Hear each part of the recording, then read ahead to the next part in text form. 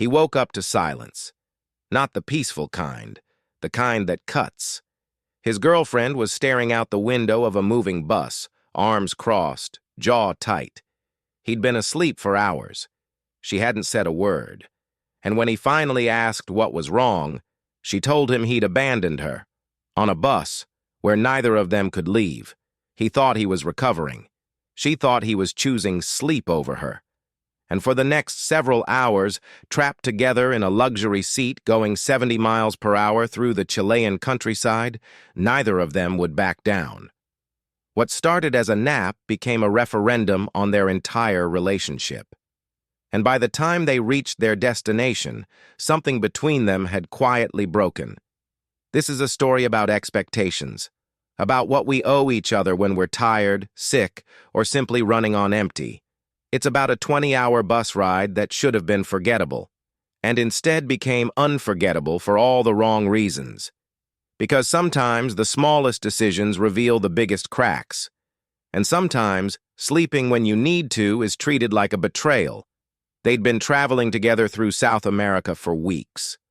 The kind of trip that's supposed to bring couples closer. Long days, shared experiences, moments you'll remember forever. But travel has a way of stripping people down to their raw selves. And in the days leading up to this bus ride, he'd been stripped down further than most. He'd been sick, really sick. Not just a headache or a sore throat, vomiting, stomach issues. The kind of illness that keeps you up all night running to the bathroom, hoping it ends soon. For 2 nights straight, he barely slept. His girlfriend saw it happen. She was there in the hotel room, watching him struggle, knowing he was miserable. When it came time to plan their next leg of travel, they had a choice: fly or take the bus. The flights were expensive, poorly timed, and honestly, not much more comfortable than a long-distance bus. So they chose the bus. A 20-hour overnight journey. It wasn't ideal, but it was the practical choice, and he figured that after 2 sleepless nights, he could finally rest. The bus itself was nice. Luxury seating, reclining chairs, quiet. The kind of setup where you're supposed to be able to relax. And for him, after 48 hours of nausea and exhaustion, that's exactly what he needed.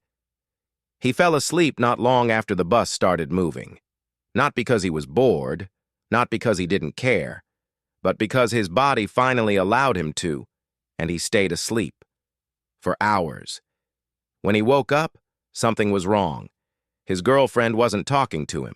She was looking out the window, her body language closed off, her face unreadable. He asked if she was okay. She didn't answer right away. And when she did, it wasn't what he expected. She was upset, really upset, because he'd been asleep, because while he was resting, she'd been awake, alone, on a long bus ride with nothing to do and no one to talk to. She felt abandoned, ignored, like he'd checked out on her when she needed him to be present. He didn't understand.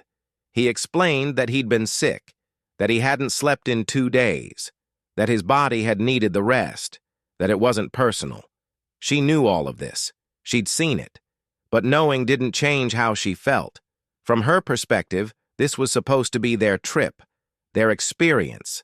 And even if he was tired, even if he was recovering, she didn't want to spend 20 hours sitting in silence while he slept. She wanted company, conversation, connection, and instead, she got the back of his head and the sound of him breathing. From his perspective, he'd done nothing wrong. He was recovering from an illness. Sleep wasn't optional. It was necessary. And he didn't think it was fair to be punished for taking care of himself. He hadn't abandoned her. He was on the same bus, right next to her, just unconscious. But she didn't see it that way.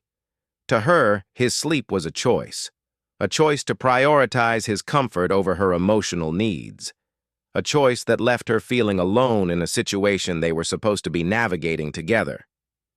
Here's where it gets complicated, because if the roles had been reversed, if she had been the one who was sick, exhausted, and desperately needing sleep, would he have been upset?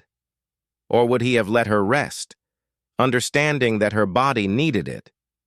And more importantly, would she have expected him to stay awake and entertain her even if he'd been vomiting for 2 days straight? The answer seems obvious. But in the moment, on that bus, it didn't matter. Because her feelings weren't about logic. They were about loneliness. About sitting next to someone and still feeling completely alone. And that feeling doesn't care how reasonable the other person's behavior was. But his feelings mattered too. Because being made to feel guilty for sleeping while recovering from illness is its own kind of isolation. It's the message that your needs are secondary, that your body's limits are less important than someone else's emotional comfort.